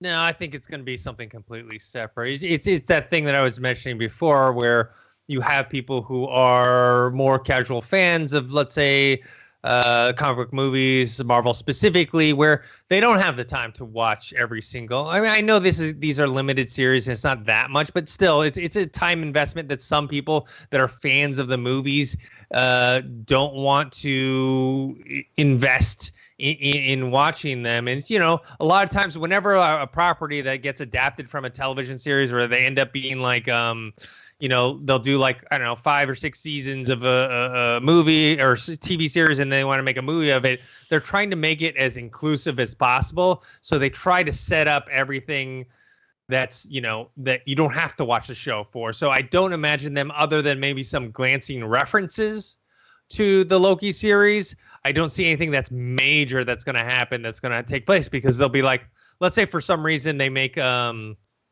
story point that Loki is still alive in the current timeline because of I don't know, alternate version, kind of what they did with Gamora or whatever. They do that. If he just pops out of nowhere in Love and Thunder, they're gonna be like, well, what happened? And everyone who watches the show will be like, okay, I understand, but like, who knows what the percentage is? I'm gonna bet it's a big, let's say 75-80% of the people that are going to watch Thor Love and Thunder are not going to have watched the Loki series. All right, next up, we've got Ben Rayner, who writes, "Hey John, I've said it before and I'll say it again. In my opinion, honestly, Arrowverse should have ended or maybe hard reset after Crisis. Flash lost me this season. Legends is losing me, which used to be my favorite. Batwoman is a mess. At times, Supergirl was a mess. It was the perfect series ending for 5 series all at once. Crisis on Infinite Earths. All this is just my opinion. Superman and Lois has been amazing. Just hoping they keep it separate from everything else. Without spoiling from the last episode, they are, in my opinion." So, look, I'll tell you what, and this is not a popular opinion amongst a lot of people, guys. I will go one step further. They never even should have made Crisis on Infinite Earths. That big crossover event, which I know was the one everybody was excited about, it was the first truly awful one they did. That crossover event was horrible. It was terrible. It was, look guys, we're making so-and-so pop up. Why? No reason. And so you have Tom Welling pop in and say, "Hi guys, remember me? I used to be Superman in Smallville. Oops, gotta go, bye." It was just, and that was the whole thing. It was a whole thing of a collection of scenes. Wouldn't it be cool if we had a scene with this? And wouldn't it be cool if we had a scene with this? And none of it tied. Like when you look back, guys, at the Arrowverse crossover events every year, I would look forward to them every year. Especially the one, Crisis on Earth X. I think that was the name of that one they did. That one was my favorite. I mean, I love that one. So, I don't even think they should have made this Crisis, because I thought it sucked. But yeah, I think you're right. I think they probably should have used it. If they were going to use it at all, they should have used it to end the whole damn thing and hit reset. Rob, I don't know. What do you think? Do you think that would have been a good out point for them to then restart the Arrowverse with, Arrow being gone? Or do you think it's been okay since? Well, I mean, here's the thing. The Crisis on Infinite Earths comic book series was specifically designed to reboot the DC universe. The multiverse was, and at the end, the universe was collapsed into one Earth. And I thought that's what they were going to do. So bring all these characters together and make it a single Earth and literally reboot that universe, which they didn't do. Yeah. So I kind of thought, like, I just assumed that that's what they were going to use Crisis on Infinite Earths for, because why wouldn't you if you're going back? And I mean that because Marvel, when they look to their comic series, they might not adapt them exactly, but they do a pretty good job skewing close to the point of it all. Like Ed Brubaker's run on Captain America, he created the Winter Soldier and did that. It was a very long storyline, but when they created that, when they actually made the movie, The Winter Soldier, the idea that Brubaker posed and the whole creation of Bucky as the Winter Soldier, that was all there. So the idea of using Crisis and then not sticking to what the whole point of that series was kind of odd to me. So I agree. It should have been a reboot. Yeah, I agree. All right, next up, we've got Chuck, who writes, there's a new documentary that's really blowing up on the internet. It talks about little-known horror of slavery. Really? It's not known? nobody knew that there was this horrific thing in our history called slavery. And anyway, the movie is called Buck Breaking and was produced by Tariq Nasseed. Just wondering if you've seen it, and if so, thoughts. I'll be honest with you, I haven't heard of this one. I have either of you guys heard of this one? No. Mm-mm. No. Okay, haven't heard of, but thanks for putting that on our radar, Chuck, and I will keep my eyes open for it. All right, next up, we've got Not Kevin Feige writes, John, watch Banshee. Highlander is the main character kicking ass in a town of Pennsylvania. It is tits. Yeah, I've had a couple people writing in recently saying I should check out this Banshee show. I had never really heard of it until recently, but I've had a couple of people write in and say, yes, I am currently trying to get caught up on Mare of Easttown, because I think I just finished episode 5, and it's not an exaggeration to say I'm obsessed with this show. I love this show so much, but it's one of those shows where Ann is watching it with me. So if it wasn't for Ann, I would have binged the whole thing by now, but it's one of those shows that I have to watch with Ann, so we can only watch an episode when we're both free to sit down and watch an episode. But sometime beyond that, I might get around to watching Banshee. Thanks for that, Kevin.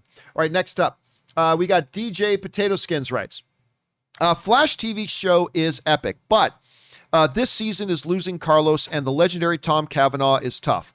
Both are a glue to the show. I say finish 7 and then make 8 all-round reverse Flash and make the show come full circle. It was a great run. Yeah, I mean, we've been talking about the Flash a bit lately, guys, because it was a show that I thought was a bad idea to start with, and then I really bought into it. Like, once it started, I'm like, wow, no way, I was wrong. This is really good, and I've enjoyed it. The last couple of seasons, like with the Mirrorverse and everything, it really has started to feel like it was losing steam.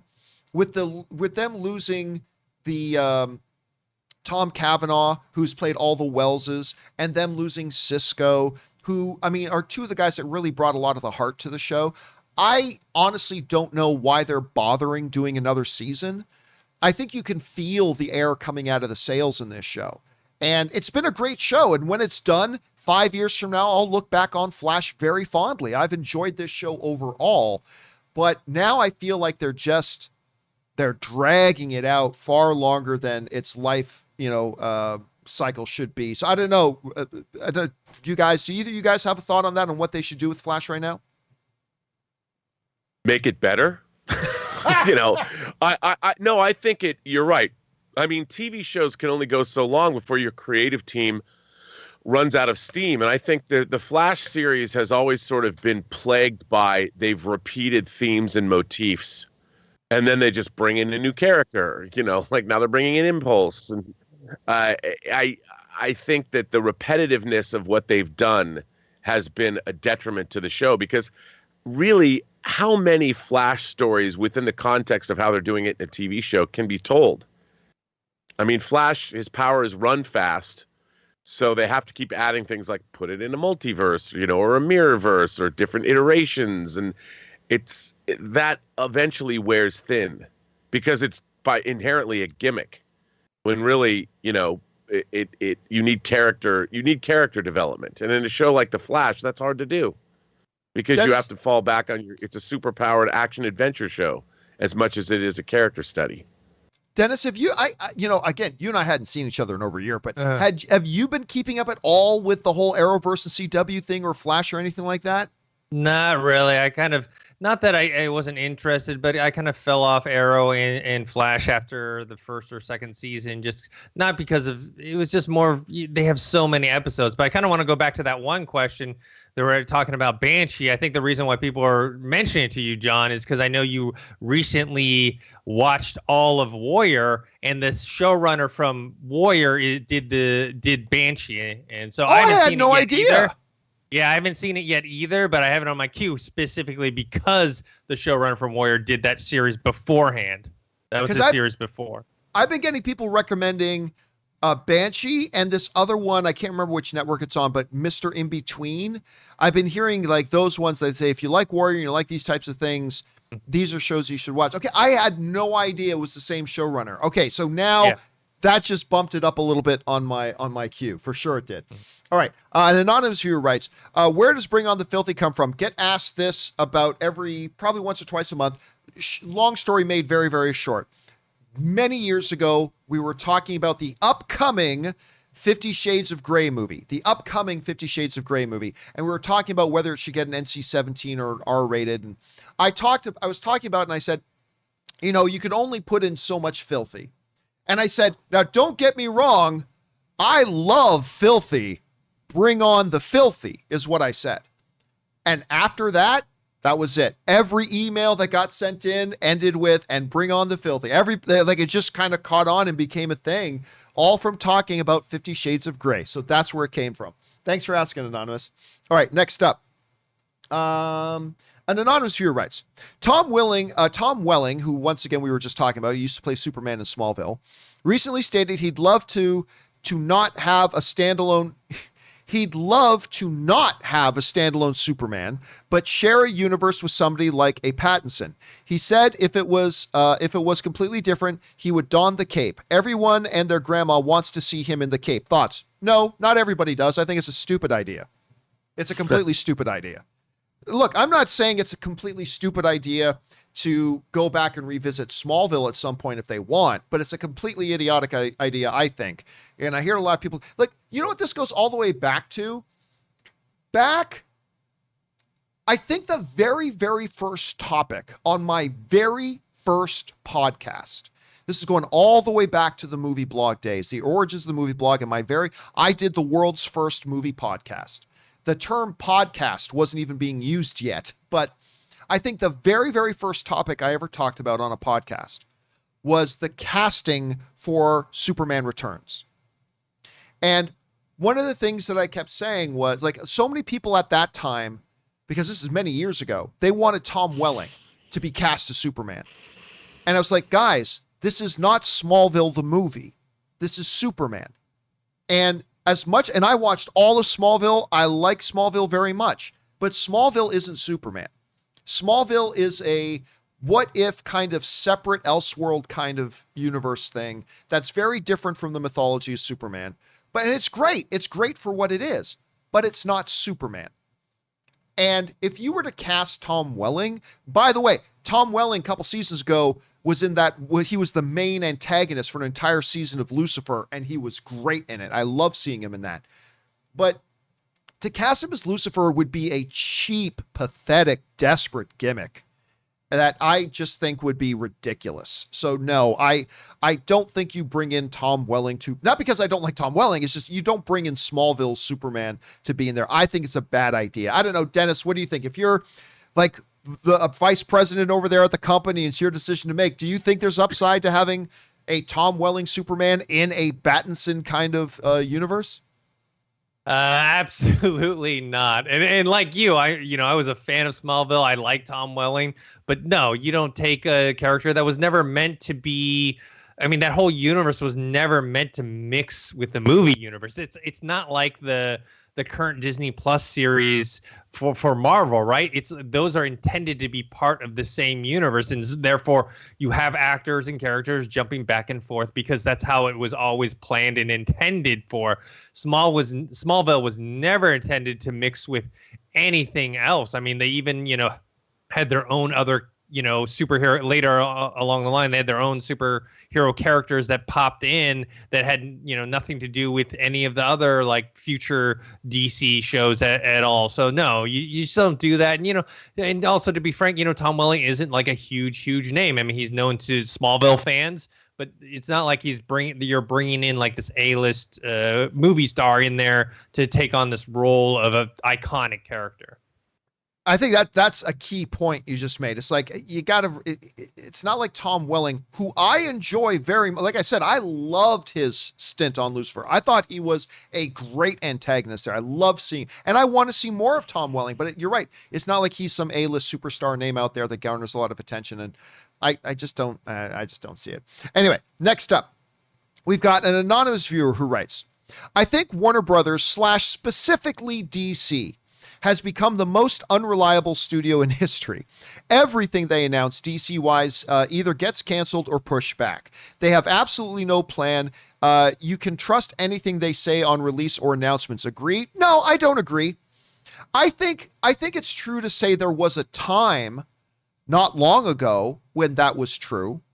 But I think since the age of Walter Hamada has begun, I think you have started to see that change. And I think you've started to see moves being made that show they do have a longer term plan. And one of the things I'm excited about, guys, is that with Discovery taking them over and getting them away from Warner Brothers, and now Discovery and the head guy at Discovery, a guy, and I keep forgetting the CEO's name over at Discovery, who's going to be in charge of all this now, but I keep forgetting his name, but he is a CEO who is known for empowering the heads of divisions to really run their ships. And he's really there to support them. You know, the president of HGTV is given all the leeway in the world to really make it what it needs to be. The president of Food Network, which is also under Discovery, is given all the leeway they need. And I believe that, and what I hope is going to happen, and what I think is going to happen is you're going to see that Walter Hamada is going to be given a lot more authority to really implement a plan and not have to consult with 15 other cooks in the kitchen. So I think we've already seen the beginning formations of a plan, and I'm excited to see what the future of DC is going to be. I think what he said, guys, about previously, that's true. Like, there's clearly not been much of a plan. And when you give individual filmmakers too much power, that contradicts what other filmmakers might want to do. They've never had that true Kevin Feige figure to navigate the entire ship. But I think good days are ahead. I don't know, Rob, how would you address that? Like, I mean, clearly they've had issues, but do you think they've been improving, or do you think they're just as much of a mess as they've been before? You know, it really depends what, dare I say it, their end game is. And I think that, you know, everybody, we saw everybody wanted to emulate the success of the MCU. Everyone looks at the MCU and thinks about money, money, money, and look at what they've done. But from the very beginning, the MCU was planned to be what it is, and meticulously built that universe. And unless you are committed to doing the same thing, you're never going to succeed the way they have. And no one has made that commitment. So it's never going to work, no matter what you do. You can try it all you want, but you're not going to achieve that success. And I think you need to go back and you have to look at each individual project and try and make that project the best it can be. And once you have that success, then figure out a way to cross over or build your universe out. But unless you're planning on it from the get-go, you're never going to be as successful as Marvel. Dennis, as you sit back now, we've seen a lot of change, like not even before the Discovery takeover. We've been seeing a lot of changes and shakeups and things going on and ups and downs going on with DC and specifically the movie universe there. What's your kind of take on the state of the DC movie universe right now and the direction they're going?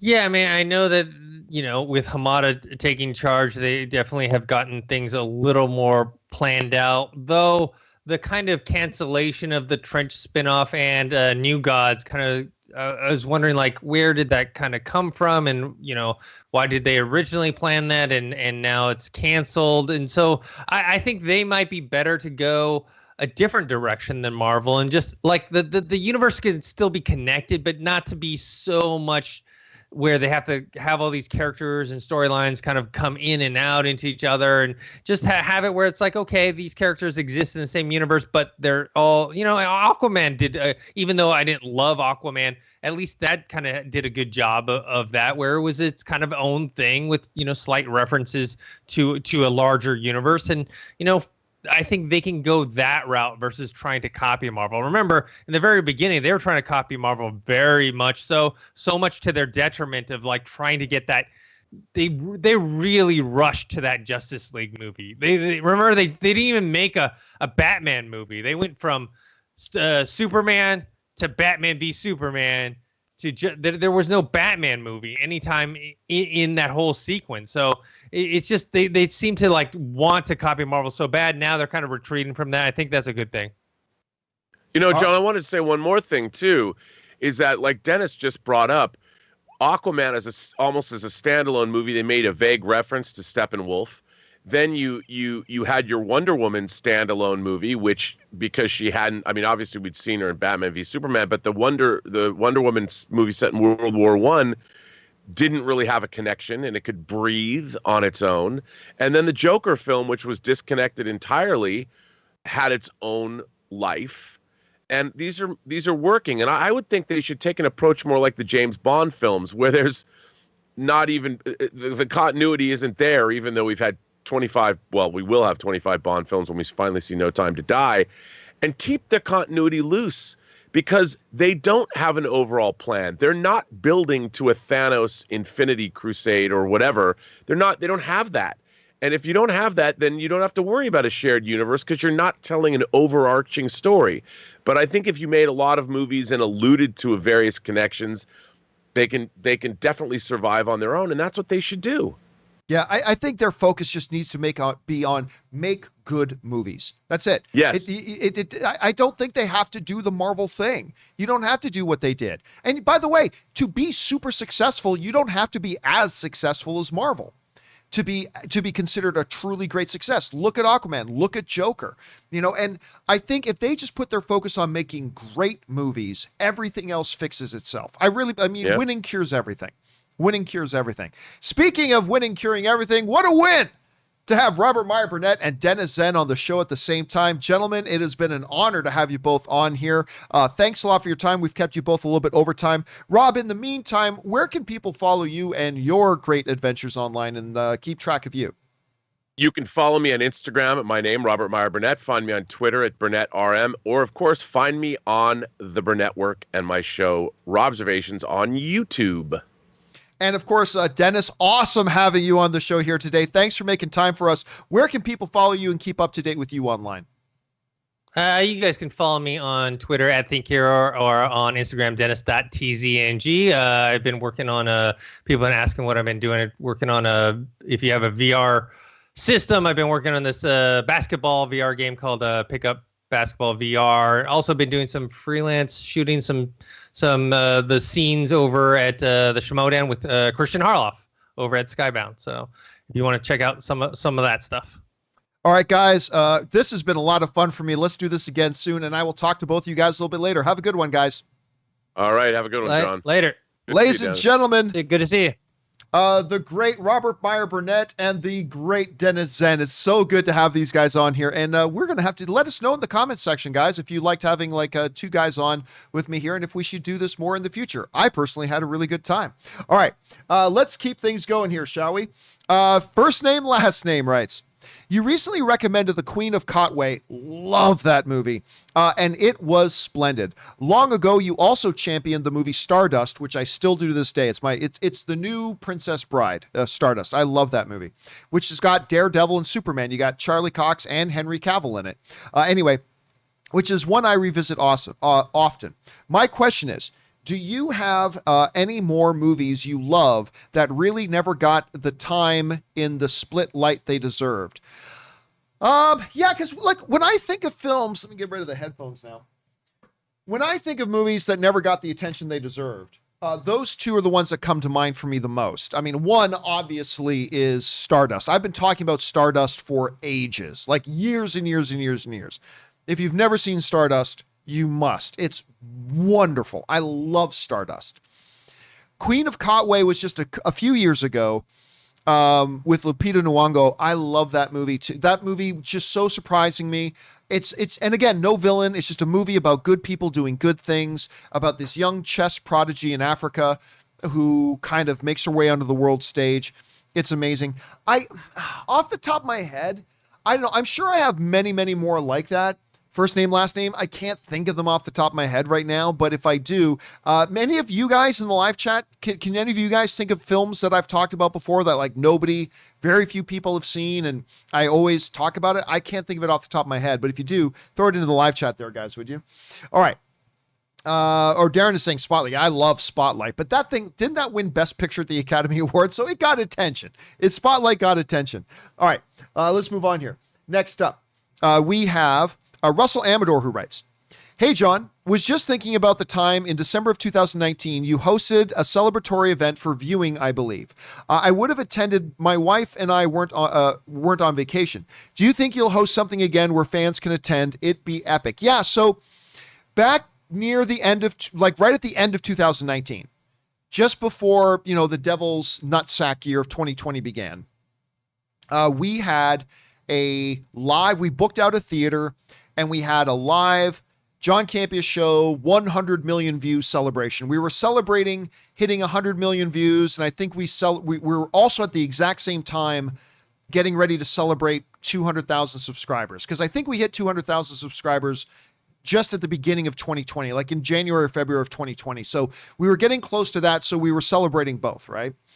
And it was a wonderful night. It was such a great, fun night. Box Office Artist is in the live chat, by the way. He was there. Box Office Artist was there. Gave me, this great gift that Ann and I still have hanging in our room. And Cool as Ice, yeah. Cool, and he's recommending Cool as Ice. Cool as Ice is one I've talked. Now, that's not a great movie. That is a movie that is one of the truly worst movies ever made, but is so much fun to watch. You got to watch Cool as Ice. So that one is up there too. So, yeah, that was a great night. Will I do it again? Yes. Yes, I will. As a matter of fact, we haven't talked about it in a long time, but I remember me and Harloff were talking about, we had a couple conversations about, after we did the 100 million view party and it was such a big success, we talked about doing an evening with Campea and Harloff, or booking out a theater and having a couple of us get together where we just get on stage, kind of do the Kevin Smith thing, just tell stories and take questions from the audience and, relive some of the whatever highlight moment. I don't know. But yeah, I do think we're going to do that again at some point. I think maybe once we hit, maybe we'll save it for when we get to 200 million views. Or maybe we'll save it for when we hit 300,000 subscribers. I don't know, but we will absolutely do it again because it was a lot of fun. It was easy. It was easier than I thought it would be to set it up. More people came than I thought would actually come. So yeah, at some point we will do that. All right. Thanks for asking that, man. Okay. Next up, we've got, Shark Boss Writes. So Aaron being a Texas girl, Aaron was on yesterday. So Aaron being a Texas girl, which is better, Whataburger or In-N-Out? Well, let's be clear here. In-N-Out is garbage. And I know I piss off everybody in California when I say that. But man, when I came to California, all the people I knew, all my friends, oh, have you been to In-N-Out yet? Ooh, you got to go to In-N-Out. In-N-Out, In-N-Out. They talked about it like you get the greatest burger in the world and a hand job on the side. It's oh my God, you got to go to In-N-Out. Whoosh. Right? It was going to be the most incredible, euphoric, orgasmic experience you've ever had in your life. I'm all right, fine. So my buddy Marty, I got a friend of mine named Marty. And my first trip into LA, he said, okay, we got to take you to In-N-Out. Got to take you to In-N-Out. And I'm all right, go to In-N-Out. And was this isn't even very good. Forget orgasmically mind-blowing. It's not even very good. It's this wafer thin little patty with no real flavor to it, with quite frankly half-stale buns. And I'm what is this? What is this? A center for ants? And you guys know, if you know the reference to that, put it in the super chat. I'll be impressed if you do. What is this? Anyway, I thought it was terrible. I don't like In-N-Out Burger at all, which really pisses off my wife because Ann loves In-N-Out. And Yellow Flash was the first one to put in Zoolander. Well done, Yellow Flash.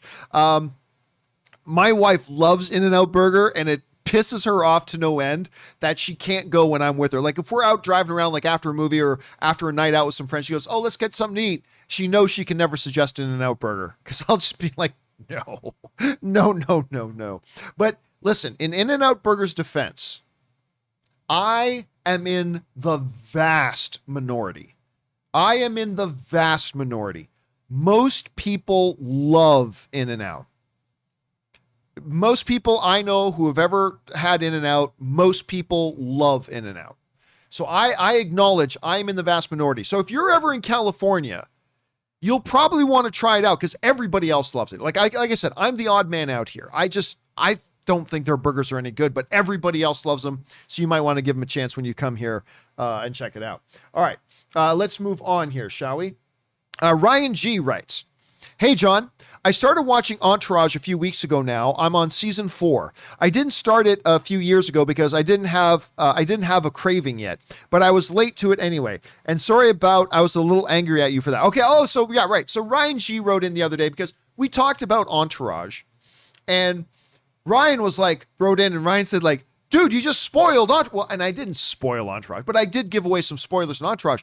But you know, my point was, listen, after a certain period of time, the fan community has to be allowed to openly discuss things. Like once a movie's been out for ages, we have to be able to openly discuss it, right? So like take Avengers, the portal scene.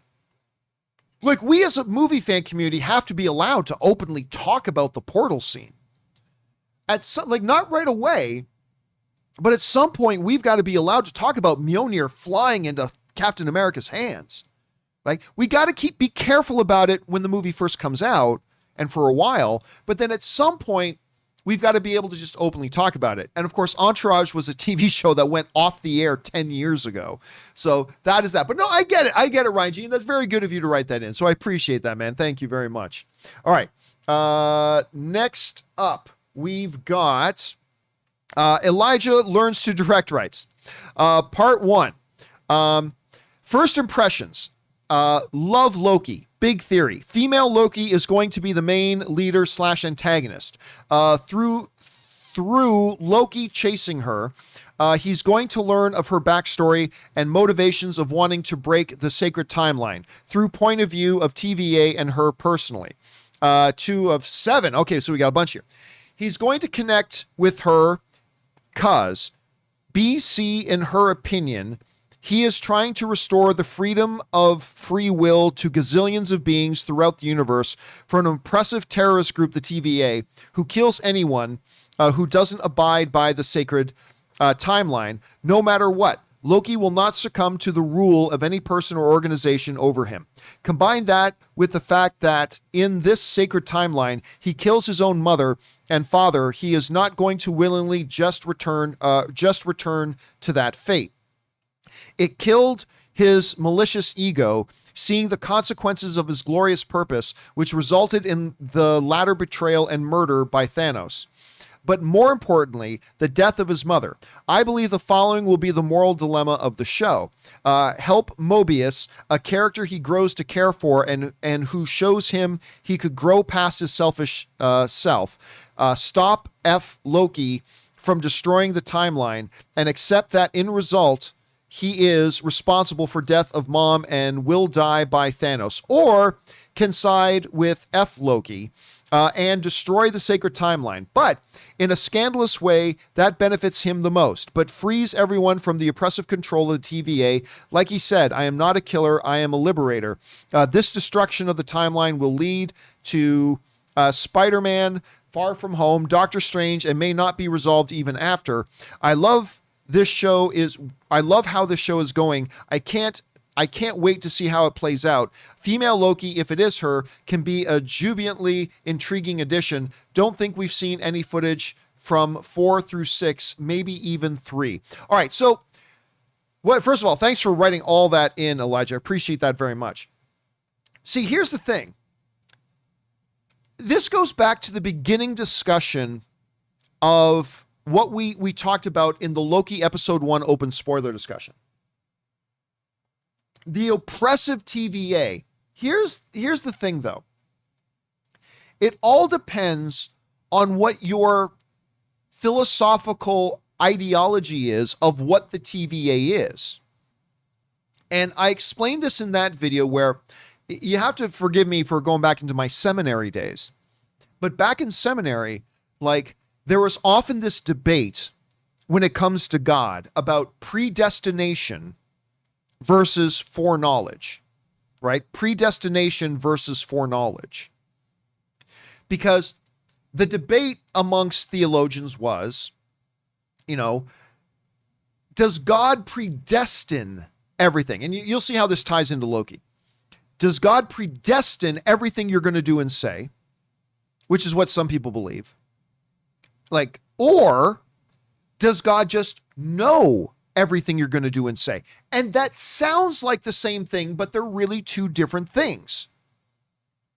There is a difference between controlling what you're going to do and say and knowing what you're going to do or say. They are two very different things.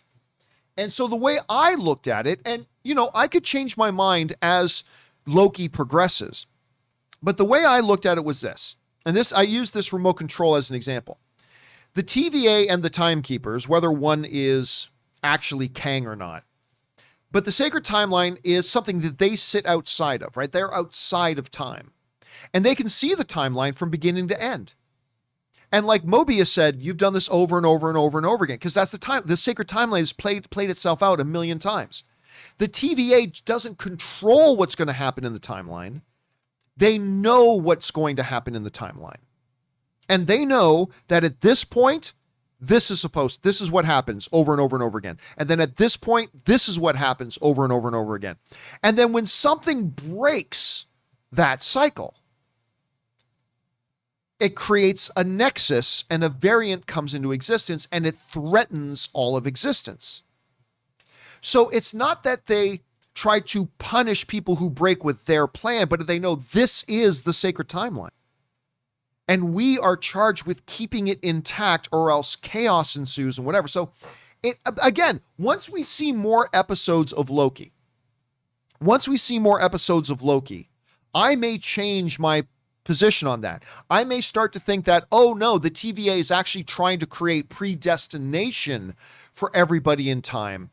But for now, I believe what they're playing with is foreknowledge of what the timeline is supposed to be. That at this point in the timeline, the Avengers defeat Loki and they capture Loki and Loki gets taken off to prison on Asgard. But this one time through the sacred timeline, something changed. And Loki got away when he wasn't supposed to get away, which caused a Nexus event, which could threaten all of existence. Again, I may completely change my position on that after episode 3 or 4 or 5. I'm not saying that I'm completely tied to that. But that's just how I, as an audience member, as I was sitting down watching it, that's how it kind of hit me. So we'll see how it goes from there. But I love your thoughts on there, Elijah. I love the fact that you're really engaging with the show and you got all these thoughts laid out. And maybe you're right. You could very well be right. Let's see where this thing goes. All right, let's keep going on here. Next up, we got time for one or two more, guys. Next up, we've got King Artros of Monteval writes, one of two. Hey, John, Rob, and maybe Dennis, just missed the guys. I found myself watching this show Wayne. Never heard of it. They only did one season, and it came out on YouTube Premium in 2019. That's probably why I never heard of it. The show was bought by Amazon Prime at the end of 2020. The show was really fun and unpredictable. Have you heard of this show? Never heard of it. And also, if another network decides to buy the rights to a show, isn't that an indicator that they are thinking about another season? What are your thoughts? And as always, bring on the filthy. Well, I would say that that's a really, really good question. So let's set the show Wayne itself aside, because I've never heard of Wayne, so I don't know what it is. There are two possibilities about why one network buys out another show from another network. One is, they want to continue it. Just like HBO Max got Warrior, and they're going to do a season 3 of Warrior. I'm very excited for that. So yes, that could absolutely point to them having interest in doing another season. However, there's also a second reason. Library content. Original exclusives is king in the new streaming wars, but a close second is your library. How good is your library? And Amazon is always in the business of trying to just add programming to its library. I would think that in this situation, you're probably closer to being right, because if Wayne had 5 seasons, I would probably say, well, it's probably just for the library content, but it's only one season, so that's not a lot of library there. So yeah, my guess would be, and it's only baseless speculation, but my baseless speculation is, yeah, if they picked up a show that only had one season, they're probably looking to do more with it. So again, don't take that as any kind of official word from me, because I certainly don't know. That's just me guessing. Take that for what it will. All right, guys, listen. That will do it for today's installment of the John Campea Show. Now, listen, we are falling a little bit behind on the questions that have come in. So we're going to do a big companion video a little bit later today. I have 2 companion videos I got to do today because I have to do part 2 of our Loki episode 1 spoiler discussion. I was going to do that yesterday, but I kind of came under the weather a little bit, and I spent most of the afternoon in bed before Ann and I went to a movie later last night. So I was going to have that up yesterday. I apologize that I didn't, but I wasn't feeling great. So I'm going to do part 2 of our Loki episode 1 open spoiler discussion today, and then we will have a big companion video we're not going to get caught all the way up, but we're going to get a big chunk of the remaining questions done here a little bit later today. So keep your guys' eyes open for that. All right, guys. Wasn't it great having Rob and Dennis on the show today? I had a great time. We had a few little technical issues because we've never done this before, but I thought it went pretty well. Anyway, guys, thank you so much for being here and being a part of the show. Again, big thank you to Robert Meyer Burnett and Dennis Zen, the Zen Master, for being here. Great to have them on and great to have you here with us. And a special thank you to all you guys who send in these tip questions. Number 1, because you give us great fun things to talk about. But number 2, you support this channel as you did it. And all of us involved here at the John Campea Show, thank you guys very, very much for that support. Okay, guys, don't forget to do the 4 main things. Stay smart, stay safe, take care of yourselves, and please take care of the people around you. That'll do it for me for now, guys. My name's John Campea, and until next time, my friends, bye-bye.